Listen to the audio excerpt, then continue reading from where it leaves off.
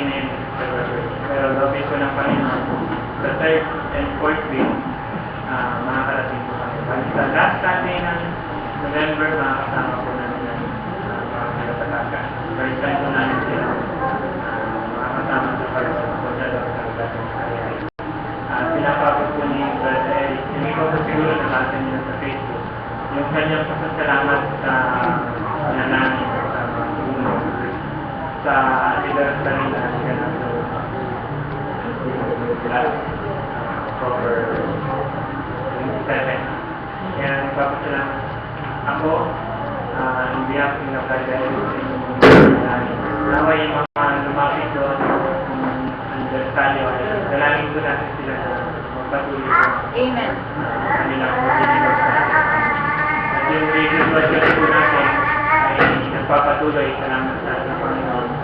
Hanggang ngayon ay libre pa rin po tayo na kapakayag sa salita ng ating magiging mga Bible study. Pagkatapos po ng service namin sa umaga, agad-agad kami pupunta doon sa isang Bible study. Meron siya yung stage 4 na cancer. Yung Bible study po namin sila after ng gawain. Hindi po siya nadala ng anniversary dahil namamaga po yung kanya. Namamaga na po yung kaliwang kamay. Pero ninanais niya sa sanyo. Sama rin po natin sila sa panalangin. Ang nakikinig po doon yung mga 3 hanggang 5, 6 na kaluluwa. Depende po sa panahon po. Nag-release po.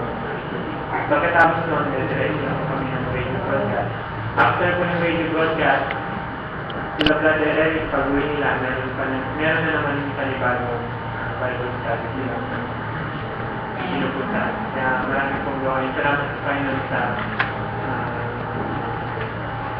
pagsisikap ng ating mga kapatid. Patuloy ko natin silang galangin. Prayer meeting po pala nila ginagawa pag every Wednesday. Salamat sa ating Panginoon sa mga gulat. Salamat. Hindi na po ako